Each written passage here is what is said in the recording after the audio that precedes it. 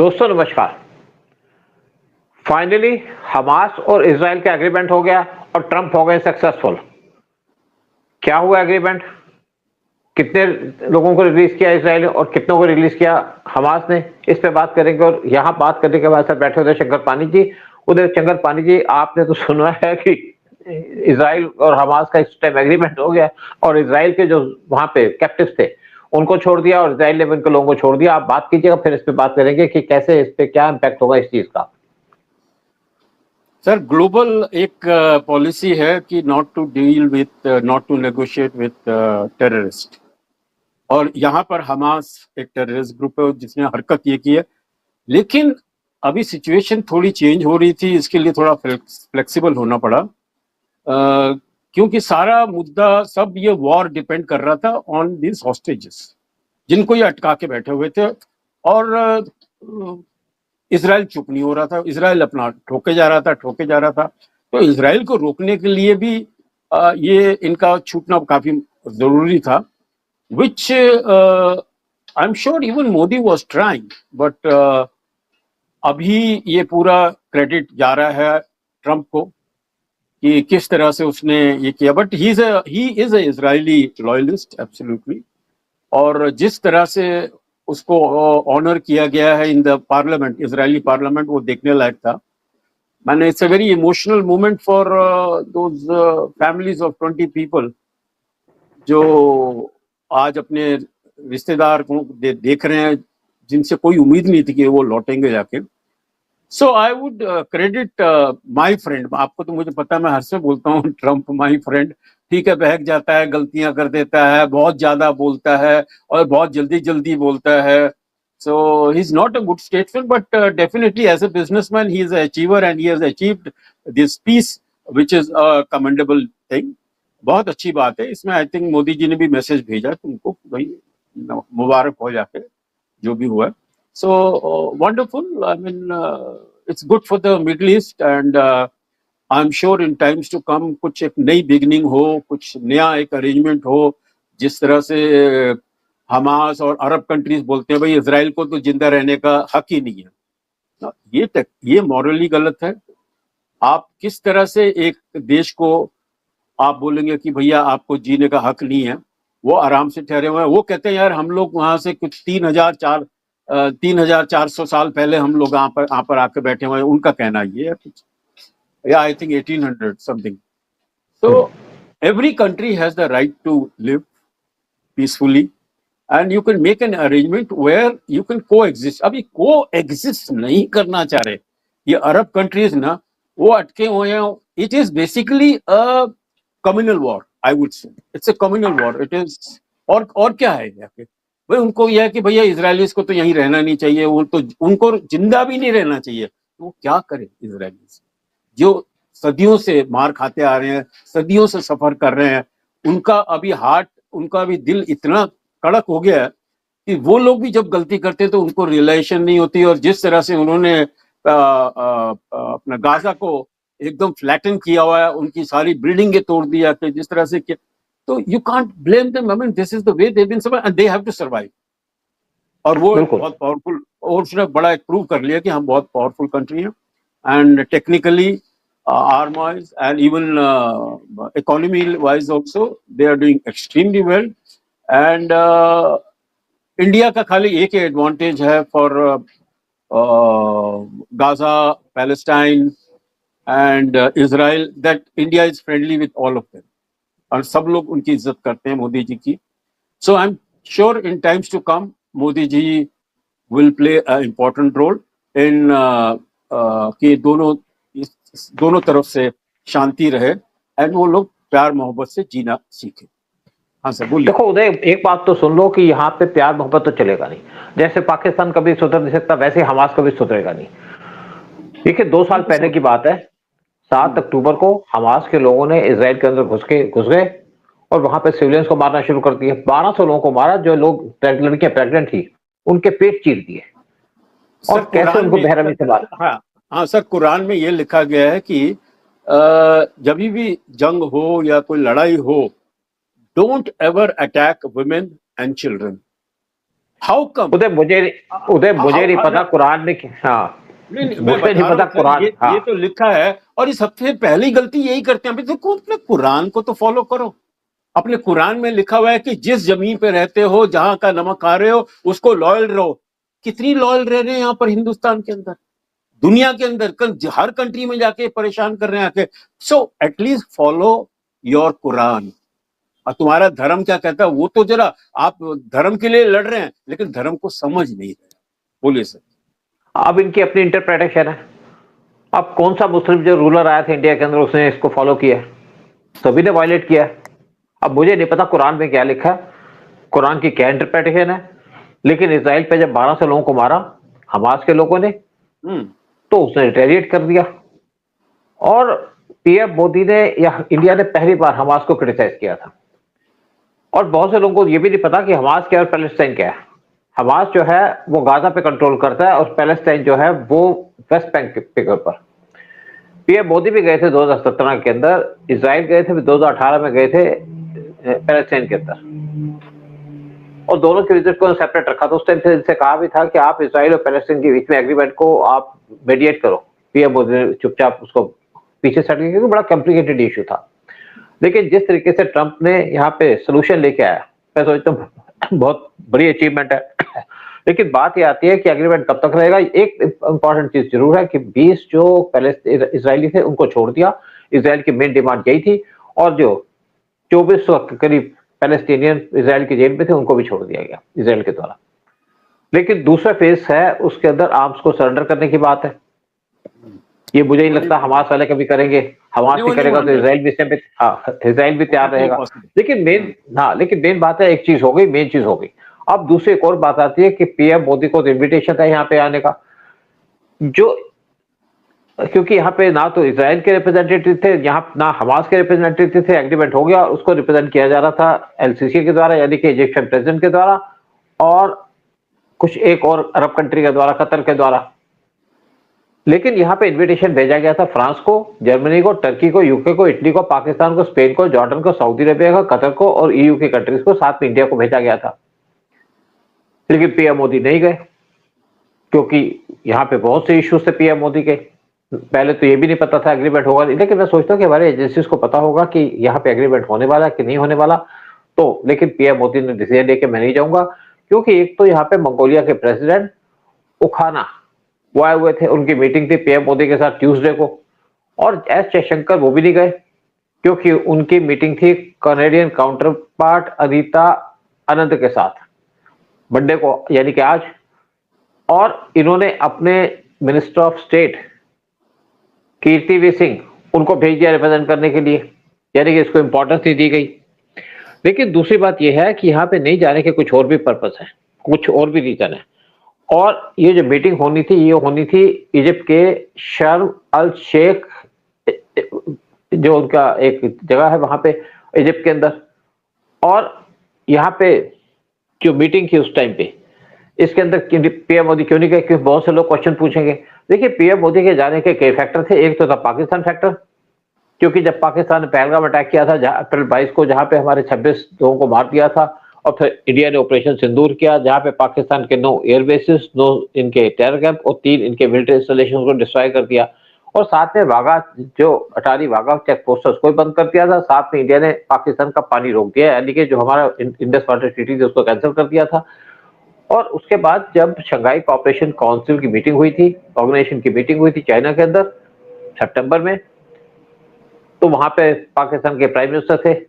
PM Modi ने उनसे बात नहीं की। आपने उस टाइम पे वीडियो देखा होगा कि पीएम मोदी और साथ में रशियन प्रेसिडेंट जा रहे हैं, साथ में चाइनीज प्रेसिडेंट जा रहे हैं, लेकिन पाकिस्तान के प्राइम मिनिस्टर कोने में खड़े हैं, उनसे किसी ने बात नहीं की। तो ये वीडियो भी बहुत वायरल हुआ था। तो पीएम मोदी ने उस टाइम पे बहुत पाकिस्तान को डायरेक्टली चैलेंज किया था कि तुम्हारा कोई हक नहीं बनता कि तुम हमसे बात करो या तुम्हारे से कोई रिलेशन मेंटेन किया जाए। और यहाँ पे पाकिस्तान के प्राइम मिनिस्टर थे, उनको पता था कि अगर पाकिस्तान के प्राइम मिनिस्टर होंगे तो ट्रंप हो सकता है कोई गेम खेलनी शुरू कर दे, कहे कि इनसे बात करो। पीएम मोदी पाकिस्तान के प्राइम मिनिस्टर से बात नहीं कर सकते। आपने देखा कि जब यहाँ पे क्रिकेट मैच हुआ था, वो हमारे जो क्रिकेटर्स थे उन्होंने पाकिस्तान के क्रिकेटर के जो टीम थी उनसे हाथ तक नहीं मिलाया। हमारी टीम ने भी नहीं मिलाया। हमारी लेडीज, हमारी वुमेन क्रिकेटर्स ने भी हाथ नहीं मिलाया सर। हाथ मिला, क्योंकि हमारी पॉलिसी हाथ बन चुकी है। मिलाने के लायक ही नहीं है, हाथ मिलाने के हाँ, लायक ही तो नहीं है। पीएम मोदी इस चक्कर में नहीं गए। अगर वहां पे पाकिस्तान के प्राइम मिनिस्टर नहीं होते, शायद पीएम मोदी चले जाते, और हो सकता था कि ट्रंप उनसे कहते कि आप इनसे बात करो, जो बड़ा एम्ब्रेसमेंट हो जाता। और पीएम मोदी ने ब्रिक्स की समिट ही थी, उसको भी बाईपास कर दिया, क्योंकि और साथ में एस जयशंकर को भेज दिया, क्योंकि ट्रंप ने इंडिया को टैरिफ लगा रखे थे। इंडिया और यूएस के रिलेशन इतने खराब है कि इंडिया के ऊपर 25% टैरिफ लगा रखा है, क्योंकि वो कहता है कि ऑयल ना खरीदो, कभी कुछ और कह देता है। तो इंडिया ट्रंप को के सामने आना ही चाहता था, यानी मोदी के आना ही चाहता था उनके सामने। लेकिन पहली बार जब हमास ने अटैक किया था, हमने हमास को क्रिटिसाइज किया था, जब ट्रंप ने ये एग्रीमेंट की बात की कि उन्होंने 20 पॉइंट का एक प्रोग्राम रखा है एक दोनों कंट्रीज के बीच में एग्रीमेंट लाने के लिए, तो पीएम मोदी ने उनको मुबारकबाद दी थी। और जब इंडिया के रिलेशन यूएस से खराब थे, तो 4 बार ट्रंप ने पीएम मोदी से बात करने की कोशिश की, पीएम मोदी ने उनसे बात नहीं की। लेकिन पीएम मोदी के 75वें बर्थडे पे जब ट्रंप ने उनको फोन किया, गुड विशेस दी, तब पीएम मोदी ने उनका फोन उठाया था, और 9 अक्टूबर को उन्होंने ट्रंप को मुबारकबाद दी थी गाजा के ऊपर जो एग्रीमेंट की बात चल रही थी। लेकिन जब पीएम मोदी गए थे G7 की मीटिंग को अटेंड करने कनाडा के अंदर, तो वहां से वापस आ रहे थे, तो ट्रंप ने कहा अमेरिका होके जाओ, आपकी मीटिंग करानी है पाकिस्तान के आर्मी चीफ के साथ। तो पीएम मोदी ने कहा मैं नहीं आ सकता, मेरे पास कुछ और रीजंस हैं, मैं इस टाइम पे बड़ा बिजी हूं, मैं आप यहाँ आ नहीं सकूंगा। अब ट्रंप को तो ये भी समझ नहीं है कि आप अपने एक कंट्री के प्राइम मिनिस्टर की मीटिंग कराना चाहते हो दूसरी कंट्री के प्राइम मिनिस्टर से। अगर इंडिया को कहा जाए कि आप यूएस के डिफेंस मिनिस्टर से मीटिंग करो, तो या डिफेंस के चीफ से मीटिंग करो किसी और जगह में, तो पीएम मोदी उसको अवॉइड करेंगे। इंडिया में उनका डिफेंस मिनिस्टर है, तो हो सकता है, या डिफेंस का आर्मी का चीफ है, तो हो सकता है पीएम मोदी मीटिंग कर ले, लेकिन उनके डिफेंस मिनिस्टर से मीटिंग कर सकते हैं, लेकिन उनके आर्मी चीफ से मीटिंग नहीं करेंगे। तो कैसे पाकिस्तान के आर्मी चीफ से मीटिंग कर ले, क्या स्टैंडर्ड है उनका? लेकिन ट्रंप कुछ इंटरनेशनल चीजों को समझते नहीं है। लेकिन दूसरी बात यह है कि मैंने कुछ फोटो देखी हैं जो लोगों को रिलीज किया गया है पहले हमास के द्वारा, कि उनकी क्या हालत थी और कैसी सेहत थी उनकी पहले जब उनको अरेस्ट किया गया था, और कैसी उनकी शक्ल है इस टाइम पे। कुछ वीडियोस भी आ रहे हैं जो सोशल मीडिया पे चल रहे हैं, जो रिलीज कर दिए गए, जब यहाँ पे 20 इजराइल लोगों को रिलीज किया गया। लेकिन बहुत इंपॉर्टेंट बात है ये, क्योंकि इजराइल के अंदर पीस होना इंडिया के लिए बेनिफिशियल है। वो इसलिए बेनिफिशियल है कि इंडिया और इजराइल के बहुत क्लोज डिफेंस रिलेशंस हैं। अगर इजराइल में पीस होगी, इजराइल अपना तो काम करेगा और हमारा भी सपोर्ट करेगा, क्योंकि हमें बहुत से इक्विपमेंट है जो आज भी इजराइल से चाहिए। चाहे बराक 8 है, उसकी और रेजिमेंट चाहिए, जो डिफेंस सिस्टम है जो इंडिया और इजराइल ने मिलकर बनाया, और बहुत सी चीजें जो इंडिया को इजराइल से चाहिए। तो यहाँ पे पीस होने से एक फर्क तो पड़ेगा, और ये हो सकता है कि इस एग्रीमेंट के बाद एक दूसरा एग्रीमेंट भी बहुत जल्दी हो जाए, यानी कि आपका यूक्रेन और रशिया का वार वो भी रुक सकता है। क्योंकि ये जो वार का मेन रीजन था वो था रशिया यूक्रेन वार। अगर रशिया यूक्रेन वार ना होता तो ये आपका पैलेस्टाइन और हमास और इजराइल का वार भी नहीं होता, क्योंकि इसके पीछे एक जो कंट्री जिसका हाथ था वो था रशिया, जिसने हमास को सपोर्ट किया इजराइल पर अटैक करे, क्योंकि इजराइल बेबी है यूएस का, इसलिए रशिया ने इसको डिस्टर्ब करने की कोशिश की या अपना अटेंशन को डाइवर्ट करने की कोशिश की। लेकिन अब ये जो वार खत्म हुआ है, एक बहुत बड़ी अचीवमेंट है। ट्रंप को इस टाइम पे पीस रिवार्ड तो बनता ही है, पहले नहीं बनता था लेकिन अब बनता है, कि उसने इजराइल हमास का वार रोक दिया। अगर यहाँ पे पीस हो जाती है, परमानेंट पीस तो आप होगी नहीं, देखिए बहुत बार हो चुका है। और आप जैसे कह रहे हैं ना कि बहुत सी जो आपकी गल्फ कंट्री है, गल्फ की सारी कंट्री हमास को सपोर्ट नहीं करती, कुछ कंट्री से सपोर्ट करती है कि उनको डर है कि मिलिटेंट ग्रुप को अपनी तरफ अटैक करें। आप यूएई की बात कर लीजिएगा, सऊदी की बात करो, उनको हमास से डर लगता है और इसलिए उनको इनडायरेक्टली सपोर्ट करते हैं। लेकिन अदरवाइज देखा जाए तो बहुत सी कंट्री गल्फ के अंदर है जिन्होंने इसराइल से डिप्लोमेटिक रिलेशंस अडॉप्ट कर चुके हैं। एक तो इजिप्ट भी है, दूसरा यूएई है, और साथ में जो यूएई ने जब एग्रीमेंट साइन किया था तो उस टाइम पे सऊदी की उनको सपोर्ट थी। और यहाँ पे पीस होने का मतलब है कि यहाँ पे प्रोग्रेस हो सकती है। इस टाइम पे दो चीजें हैं जो वर्ल्ड को डिस्टर्ब कर रही हैं, एक रशिया यूक्रेन वार, दूसरा ट्रंप। अगर ट्रंप अपना एटीट्यूड चेंज कर ले इंडिया के फेवर में या इंडिया के खिलाफ, जो उनका एक चलता है 50% टैरिफ की बात कर रहे हैं, अगर उसको चेंज करें तो बहुत सी चीजें हैं जो पेंडिंग है इस टाइम पे। जैसे एक रूट बना था India to Gulf to Europe, और ये दोबारा से पाइपलाइन ये स्टार्ट हो सकता है ये रूट, क्योंकि इससे ट्रेड भी होगी, बिजनेस भी होगा, लेकिन ट्रंप सिर्फ टैरिफ पे अटके हुए हैं। लेकिन आज जो एग्रीमेंट हुआ है इजराइल और हमास के बीच में, इसके बहुत सीरियस इंप्लीकेशन होंगे पूरे वर्ल्ड के ऊपर, और इससे पीस भी आएगी, चाहे टाइमली या थोड़ी देर के लिए। लेकिन एक तो सबक सीख चुका है, इजराइल को भी सबक आ चुका कि उसको 2400 घंटे अलर्ट रहना पड़ेगा हमास की तरफ से, और हमास को भी एक सबक मिल चुका है कि अगर उसने दोबारा ऐसी हरकत की तो उसके और ज्यादा लोग मारे जाएंगे। इस टाइम पे 1200 तो इजरायली मारे गए, लेकिन हमास के 1 लाख से ज्यादा लोग मारे गए हैं।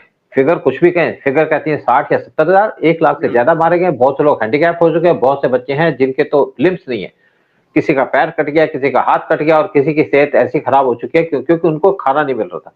अब ये एग्रीमेंट होने से एक होगा कि यहाँ पे एड मिलेगी पैलेस्टीन के जो लोग या हमास के लोग जो बैठे हैं यहाँ पे, और साथ में पीस की एफर्ट तो की जाएगी। सरेंडर आर्म करे ना करे, इजराइल को आर्म सरेंडर करवा लेगा सूनर और लेटर। लेकिन ये जो एग्रीमेंट हुआ है ये वर्ल्ड पीस के लिए बड़ा इंपॉर्टेंट एग्रीमेंट है। सर सूद साहब, यहाँ पर खाली मैं ये बताना चाहूंगा कि एक्चुअली सबसे बड़ा एक कारण ये है जो हमास और इजराइल का जो वॉर अभी मतलब जो खत्म हुआ टेंशन जाके, दोनों थक गए। You see, Israel had achieved what they wanted. You know, they have flattened Gaza totally. और पूरा उनका एडमिनिस्ट्रेशन चल रहा है वहां पर, पूरा रूल चल रहा है। और हमास के पास ताकत नहीं थी, हमास का खत्म हो गया था, तो वो नहीं लड़ सकता था, तो इसलिए वो भी थके हुए थे। तो उनके लिए भी बहुत जरूरी था कि यार लड़ाई बंद करो, हाँ इनके जो 20 लोग हैं दे दो यार, हमारा कम से कम वो खर्चा तो बच जाएगा जाके इनके ऊपर। और maybe I am sure in exchange they must have got lot of money also.